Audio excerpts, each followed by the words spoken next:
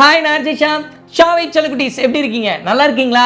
Leo படத்துக்கு காஷ்மீர்ல ஒரு சில முட்டுக்கட்டைகள் போட்டிருக்காங்க. அந்த முட்டுக்கட்டைய லோகேஷ் கனகராஜ் வந்து ஜஸ்ட் லைக் தட் ஹேண்டில் பண்ணியிருக்காருங்க.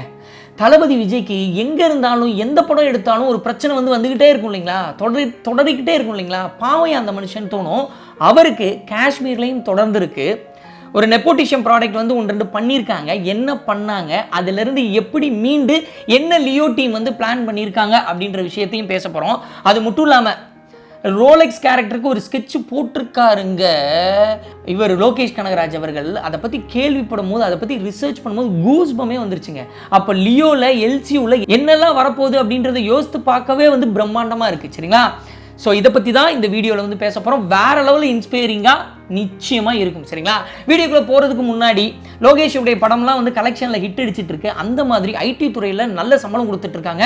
நம்ம ஐடியில் வேலை பார்க்குறதுக்கு கம்ப்யூட்டர் சயின்ஸ் படிக்கலையே அப்படின்னு சொல்லிட்டு யோசிச்சிங்கன்னா, நீங்கள் என்ன கோர்ஸ் படிச்சிருந்தாலும் சரி, டிப்ளமோ கோர்ஸ் படிச்சிருந்தாலும் சரி, ராஜலட்சுமி எட்வர்ஸ் உங்களுக்கு வந்து data science, Java, Python, full stock development இதெல்லாம் கற்றுக் கொடுத்து உங்களை ஐடியில் வேலையில் வந்து சேர்த்து விட்டுட்டு இருக்காங்க. இவங்க வந்து கிளாஸஸ் வந்து தமிழ்லையும் எடுக்கிறாங்க, இங்கிலீஷ்லையும் எடுக்கிறாங்க, ஆன்லைன் கிளாஸஸும் இருக்குது, ரெக்கார்டிங் கிளாஸஸும் இருக்குது. சாட்டர்டே சண்டேல உங்களுக்கு ஏதுவான டைமில் வந்து எடுக்கிறாங்க. நீங்கள் ஃபுல் ஃபீஸ் வந்து கட்ட முடியலனாலும் இஎம்ஐ முறையிலும் உங்களுடைய ஃபீஸை வந்து கட்டலாம். உங்களுக்கு இந்த கோர்ஸ் படித்து முடிச்சதுக்கப்புறம் 100% ஜாப் சப்போர்ட்டும் தர்றாங்க. சரிங்களா? இந்த கோர்சஸை யார் நடத்துகிறாங்க அப்படின்னு சொல்லிட்டு கேட்டிங்கன்னா, 25 வருடத்துக்கு மேலாக இந்த எஜுகேஷனல் ஏரியாவில் எக்ஸ்பீரியன்ஸ் இருக்கக்கூடிய ராஜலட்சுமி இன்ஸ்டியூட் தான் ராஜலட்சுமி எட்வர்ஸை நடத்துகிறாங்க.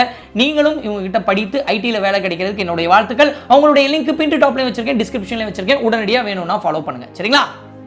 காஷ்மீரில் ஷூட்டு 2 வருஷத்துக்கு முன்னாடி தான் காஷ்மீரில் ஷூட் எடுக்கலாம் அப்படின்னு சொல்லிட்டு இந்தியன் கவர்மெண்ட் வந்து பெர்மிஷன் கொடுத்தாங்க. அதுக்கு முன்னாடி காஷ்மீரில் நிறையா பஞ்சாயத்துகள் ரோஜா படம்லாம் எடுத்தாங்களேப்பா அப்பா அப்படின்னு கேட்டிங்கன்னா, அது குழு மணாலியில் தான் அதிகமானது எடுத்ததுன்னு சொல்லப்படுது. ஒரு சில ஷார்ட்ஸ், ஒரு சில சீன்ஸ் தவிர 80s ஒரு சில சாங்ஸ் வந்து தமிழில் காஷ்மீரில் எடுத்திருக்காங்க.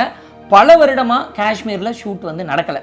ஸோ 2 வருஷத்துக்கு முன்னாடி எதுக்காக பெர்மிஷன் கொடுத்தாங்க அப்படின்னா, ஜெர்மனிலலாம் டூரிசமை டெவலப் பண்ணுறதுக்கு ஒரு சில ஏரியாவுக்கு வந்து ஷூட் எடுங்க, உங்களுக்கு மானியம் தர்றோம் அப்படின்னு சொல்லிட்டு டெவலப் பண்ணிட்டு இருக்காங்க.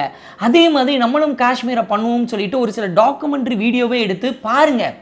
இந்த லொக்கேஷன் இந்தியன் லொக்கேஷன் தான், வெளிநாடை விட சூப்பராக இருக்குது, வந்து எடுங்க அப்படின்னு சொல்லிட்டு சாம்பருக்கு அனுப்புனாங்க, ஒரு சில ப்ரொடக்ஷன் கவுன்சிலுக்கு அனுப்புனாங்க. இப்போ தமிழ்நாடுலேருந்து கேரளா இப்படி எல்லாருக்குமே வந்து அனுப்பி வச்சாங்க. சரிங்களா? அதில் முழுவதுமாக ஒரு 60 நாட்கள் கிட்டக்க முக்காவாசி படத்துக்கிட்ட எடுக்கக்கூடிய முதல் தமிழ் சினிமா அப்படின்னு சொல்லிட்டு பார்த்தீங்கன்னா ரீசெண்ட் டேஸில் லியோ படம் தான். சரிங்களா? லியோ படம் அங்கே போகும்போதே வந்து பார்த்தீங்கன்னா ஆவரேஜாக ஒரு 4 டிகிரி செல்சியஸில் வெப்பநிலை இருக்கும். அது கம்மியாக போகும்போது வந்து பார்த்தீங்கன்னா -20 இந்த மாதிரிலாம் போகிறதுக்கான வாய்ப்பு இருக்குது. அப்படிப்பட்ட லொக்கேஷனில் 60 நாட்கள் ஷூட், எல்லா டெக்னீஷியனில் ஆரம்பித்து விஜய்லேருந்து ஹீரோயின்ஸ்லேருந்து மற்ற ஆர்டிஸ்ட்லேருந்து எல்லாருடைய கோஆர்டினேஷன், லோகேஷனுடைய செம்ம பிளானிங். அந்த பிளானிங்கில் நார்த் இந்தியாவில் இருக்கக்கூடிய ஒரு சில ப்ரொடக்ஷன் ஹவுசஸ் வந்து என்ன நெருக்கடி கொடுத்துருக்காங்க அப்படின்னா, ஒரு சில லொக்கேஷன்ஸ் வந்து லியோ டீம் வர்றாங்க அப்படின்னு சொல்லிட்டு சும்மாவே வந்து அவங்க ரெண்ட் எடுத்து வச்சுருந்தாங்க. ஸோ அப்படி இருக்கும்போது லோகேஷ் கனகராஜ் என்ன பிளான் பண்ணியிருக்காருன்னா, ஒவ்வொரு சீனுக்கும் 3 லொக்கேஷன் பிளான் பண்ணியிருந்தாராம். ஒரு சில நேரத்தில் இப்படி நெருக்கடி வரும்போது வேற ஒரு லொக்கேஷனில், ஏன்னா அந்த 3 லொக்கேஷனும் பர்ஃபெக்டாக அந்த சீனுக்கு செட் ஆகிற மாதிரி பிளானிங்.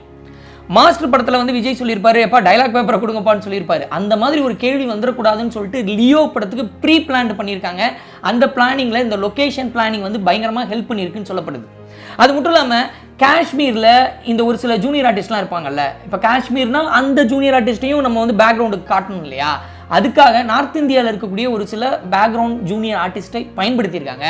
அப்படி பயன்படுத்தும் போது அவங்களில் பெரும்பாலான பேர் தெரியாமல் லியோ படத்தினுடைய ஷூட்டிங்கை வீடியோ எடுத்து ஃபோட்டோஸ் எடுத்து அங்கே சர்க்குலேட் பண்ணியிருக்காங்க. அதுக்கப்புறம் தான் தெரிய வந்திருக்கு, ஒரு சில நெப்போட்டிசம் ப்ரொடியூசர்ஸ்லாம் இருப்பாங்களா அந்த சைடு இருக்கிறவங்க, அவங்க வந்து நெருக்கடி கொடுக்கணுன்றதுக்காகவே இதை வந்து பிளான் பண்ணியிருக்காங்கன்னு சொல்லிட்டு அதை லியோ படத்தினுடைய டீம் வேற லெவலில் பிளான் பண்ணி அவங்க என்ன பண்ணியிருக்காங்க அப்படின்னா, டிஜிட்டலில் இந்த ஃபோட்டோஸ் வீடியோஸ் எல்லாத்தையும் வந்து ஸ்ட்ரைக் அடித்து காலி பண்ணியிருக்காங்க. சரிங்களா? ஸோ இது எதுக்காக பண்ணுறாங்க அப்படின்னு சொல்லிட்டு கேட்டிங்க அப்படின்னா, இப்போ சமீபத்தில் பொன்னியின் செல்வன் தமிழ்நாட்டிலிருந்து போய் இந்திய அளவில் 400 crores வந்து கலெக்ட் ஆயிருக்கு. உங்களுக்கு ஏற்கனவே தெரியும், சவுத் இந்தியாவிலேருந்து போன KGF வந்து ஃபஸ்ட்டே 400 crores கலெக்ஷன் ஆச்சு. KGF 2 வந்து 1000 கோடி கலெக்ஷன் ஆச்சு. அப்போ பொன்னியின் செல்வனும் இப்போ 400 கோடியிலேருந்து அதிகமாக கலெக்ஷன் ஆகணும் அப்படின்னு சொல்லிட்டு எதிர்பார்க்கப்படுது. இப்படி எதிர்பார்த்துட்டு இருக்கக்கூடிய வேளையில் லியோ படம் வர்றதுக்கு முன்னாடியே 500 கோடிக்கு மேலே அப்படின்னு சொல்லிட்டு கலெக்ஷன் வந்து புக் ஆயிடுச்சு. ஸோ வந்ததுக்கப்புறம் எவ்வளோ கலெக்ஷன் ஆகும் அப்படின்னு சொல்லிட்டு யோசிக்கும் போது தோணும் இல்லையா, நார்த் இந்தியாவில் இருக்கக்கூடிய ஒரு சில ஆக்டர்ஸ்க்கு ப்ரொடியூசர்ஸ்க்கு தோணும் இல்லையா? ஏன்னா அவங்க வந்து சுஷாந்த் சிங் ராஜ்புட் வளர்ந்ததே ஏற்றுக்காம எவ்வளோ நெப்போட்டிசம் பண்ணாங்க.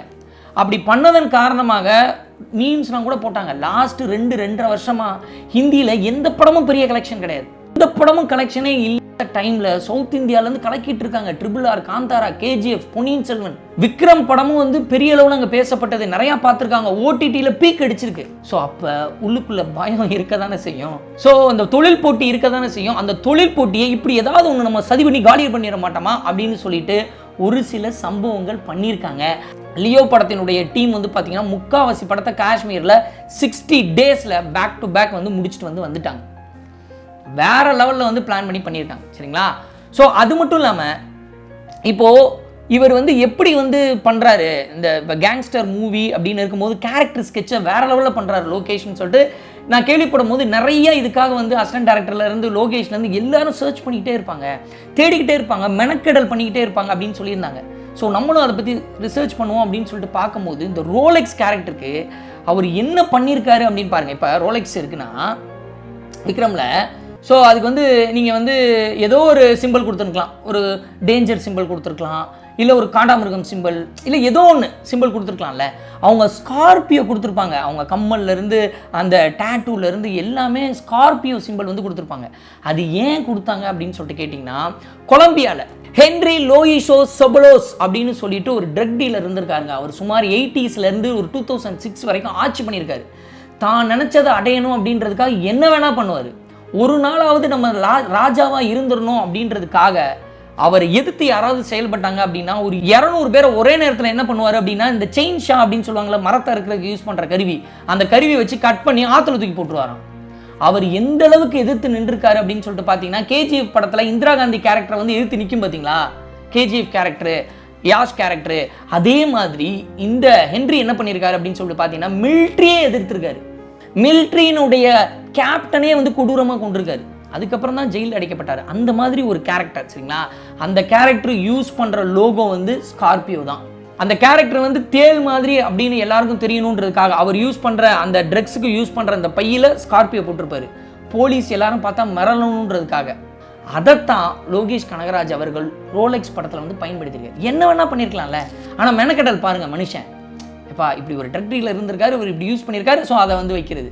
நம்ம ஏற்கனவே வந்து Leo name, real name Leo அப்படின்னு சொல்லிட்டு ஒரு வீடியோ பண்ணியிருப்போம் shaboothree. அதில் சொல்லியிருப்போம், சந்தானம் கேரக்டருக்கு பேப்லோ எஸ்கோபரை பண்ண மாதிரி இப்போது இவரோட கேரக்டருக்கு, அந்த ரோலெக்ஸ் கேரக்டருக்கு டிசைன் பண்ணது அந்த ஸ்கார்பியோ வச்சு எப்படி டிசைன் பண்ணியிருக்காரு பாருங்கள் அந்த கேரக்டரை. இதே மாதிரி லியோ படத்தினுடைய கேரக்டருக்கும் லியோ ஷார்ப்னு ஒரு ட்ரக் டீலர் இருக்கார். அவர் வர்றதுக்கு வாய்ப்பு இருக்குன்னு சொல்கிறாங்க. மேபி அது வில்லனாக கூட இருக்கலாம், இல்லை ஹீரோக்கு வந்துச்சிருக்கலாம் அந்த கேரக்டர் ஸ்கெட்சு. ஸோ அதை பற்றியும் நம்ம சேனலில் ஏற்கனவே வீடியோ பண்ணியிருக்கோம். ஸோ அப்போ மனுஷன் ஒரு கேரக்டருக்குள்ளே மெனக்கெடல் உள்ளே போய் செதுக்கிறது, ஒரு லொக்கேஷனுக்கு பதில் 3 லொக்கேஷன் பார்த்து வைக்கிறது, இன்னும் இன்னும் இன்னும் இன்னும் இன்னும் அப்படின்னு சொல்லிட்டு ஓடுறது. நம்மளுடைய மெனக்கெடல் லோகேஷ் கனகராஜ் மாதிரி இருக்கட்டும் அப்படின்றத உங்களுக்கு ஸ்ட்ராங்காக சொல்கிறதுக்கு தான் இந்த வீடியோ பண்ணேன். நிச்சயமாக இந்த வீடியோ உலகத்தில் ஏதோ மூலையில் இருக்கக்கூடிய பொண்ணோடையோ பையனோடையோ திருநங்கையினுடைய வாழ்க்கையை மாற்றும் அப்படின்னு சொல்லிட்டு நான் நம்புகிறேன். Thank you so much.